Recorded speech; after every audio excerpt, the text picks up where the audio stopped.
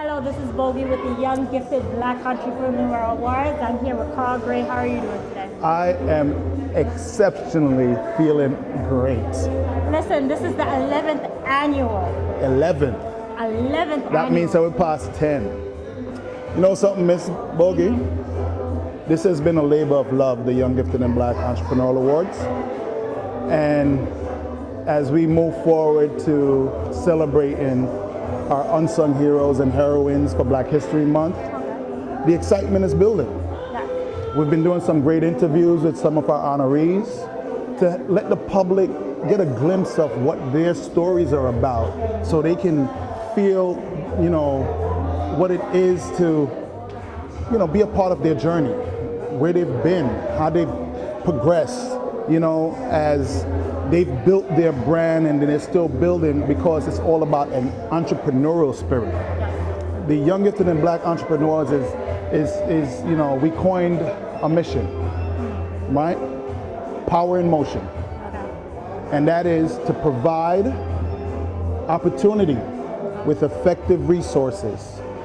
Through networking, we can motivate, optimize, transcend, inspire, organize, and nurture individuals towards empowerment. And what we're trying to do for our young people is really simple. It's about having, the wherewithal inside to look beyond your current state and look to the future to dream big. Nothing can hold you back. And at the end of the day, this program is to build that network, because they say the chain is as strong as its what? Weakest link. So we're trying to build that chain and make sure we create that legacy, we create that platform where, we have what it takes to inspire individuals to attain things that are truly within their reach. Yes, but how did you start the YGB Awards? Because, it's the 11th year now. What made you decide, well, I'm going to just do an award show for the entrepreneurs? It's a quick thing. It wasn't something that was within, it's what fell into the lap. It was to help a business that turned into a marketing ploy, that turned into something wonderful. All we cared about was, hey, how could we capitalize on helping this business? And when we finished, we said, why don't we just create a concept, real simple concept? Yes. Let's do a peer-to-peer acknowledgement of individuals within our circle and let people hear their stories, their journeys from where they are to where they've been towards their continued pursuit of success. Well, there's a lot of people that's out there that said, well, I'm young, I'm gifted, I'm Black. How come Carl didn't pick me? How do you pick the honorees? Well, I said it real simple. It's peer-to-peer. I think it waters down if I'm the one that keeps picking. I think I've had the opportunity in my life to be nominated for awards. And one of our state senators used to have a program here in New York called the Black Men's of Distinction Awards. And my publicist had nominated when I had first started in business. And from that it was to kind of, it was a good ploy to embrace the community. That we, when they talk about Black men and where they are and, certain aspects as, we have a certain stigma about Black men and, a certain age and being able to live past a certain age. And this program that was created by that state senator helped to galvanize the community. And so when that program happened and I was nominated, there was a passing of the torch. And I try to embed that into the awards, where honorees who are nominated by their peers have the ability to pass the torch back. Find someone else, let people hear the other stories, because there are great stories out here that people need to hear. And it's really simple, and anyone can nominate. There is no special criteria. The beautiful things about the Young Gifted and Black Entrepreneur Awards is that we will create the honor around you based on what you do. So how does it feel to have the only awards, the Young Gifted and Black Awards in New York City right now? Wow. If I was a light-skinned guy, I'd be blushing right now. but I'm glowing. Why? Because it's been a labor of love. It's not been easy, but I haven't given. What I try to do is, in my time when I needed to embrace in my, we all go through our moments. And one of the things about entrepreneurship and success is understanding failure is a part of the equation. So it's not accepting failure, it's knowing how to utilize that as a building block to help you move to the next level. And for me, I've tried to always position myself around individuals that keep me grounded and keep me uplifted, that I can leverage on their knowledge, leverage on what they're doing, and just be motivated by what they do for you, And so, at the end of the day, when I think about where the awards is now, skies is the limit. And to me, they said, there's a statement, dare to dream. Dreamers who turn around, to me, are builders. And if you can take your dream and create a reality from it, you have definitely moved on to that next level. Don't be afraid to dream, and dream big if you want. Just put the plan in place. So what advice do you have for individuals that said, well, I'm young, I'm gifted, I'm black, but I don't have the funds to become an entrepreneur? Well, this program is about entrepreneurial spirit. I'm not saying everyone would be an entrepreneur. Now, everyone is an entrepreneur in the program, but they're entrepreneurial spirits. Okay. And in any business, it's creating the plan.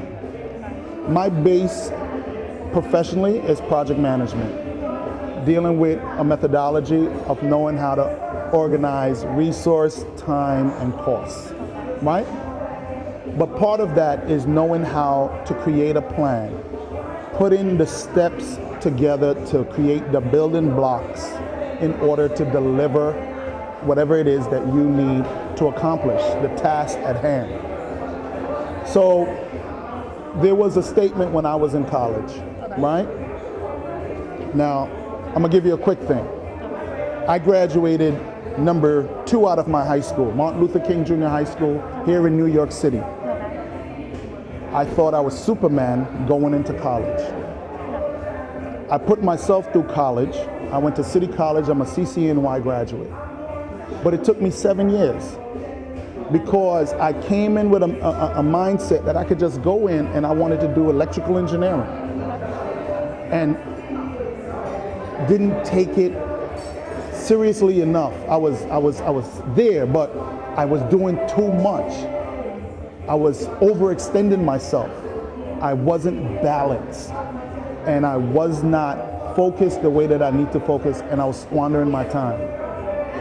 Once, I remember going into my dean's office, and I saw on her desk, bad planning on your part does not constitute an emergency on my part. And I sat back and I said, wow, here in my 4th year, I was at just junior level, And I said to myself, I have to change that. And so there's another thing that talks about the 5 P's of planning, which states, and I add a 6th P to it, proper planning prevents poor performance. And I add prayer. You gotta give the man upstairs the credit to guide you. You have to be spiritually grounded. You've got to have that peace to you, and you've got to surround yourselves, as I said before, with individuals that will help you soar, right? So for me, when I was in college and I saw myself squander my opportunity, but I poked myself back. 7 years, I made it to get my degree in finance. And from that day, once I took that position, I always tried to find a way to excel at whatever I did, and developing a networking mindset, because you have to network. Yeah. This system is not just built on just going to school and automatically you're going to be the next, man on Wall Street, the next LeBron James, the next, you can name it, who's top of the food chain, even to be a President Obama. At the end of the day, you have to know how to network through whatever means that you have to attain the things that you desire. And through that is how you will basically empower, basically create the avenues that will get you where you need to be. Sky's the limit. So what do you say for people that says, well, you don't experience the same thing I do. Well, you're not brought up in the same community that I did, so I don't have that opportunity to network or get to know the people that you have. Sadly, information is sometimes kept back. And sometimes one of the poorest things is in our community, in urban communities, we lack the wherewithal to go and do the due diligence and the discovery. The information, I see a lot of kids on their smartphones. The internet is a sea of information. Just type it, you will find it. The question is a lot of people need to know how to do that, right? And what I say to those, you can rise above your condition if you start thinking out the box. You are only limited by you not taking yourself out of your comfort zone and putting yourself into a frame of mind and in a frame of reference where, hey, if you don't try to go explore, explorers go find things, okay? If you choose to be dormant, you will not grow. That's all I have to say. Don't make the excuse of your condition. Don't let your condition define who you are. Let you define your condition. Well, don't give them too much, because you guys got to come and check out the Young, Gifted, and Black Entrepreneurial Awards taking place Wednesday, February 24th. Right here in Brooklyn, USA. We're bringing it to the DUMBO area, beautiful venue. We have 15 exceptional honorees this year. You guys have to be a part of this moment. It's the legacy. It is the making of a movie. You're gonna love it. Be there. Want to know more about it? Go to YGBAwards.com. That is our website. You can also see us on all social media platforms at YGB Awards. Signing off, I want to thank you and God bless.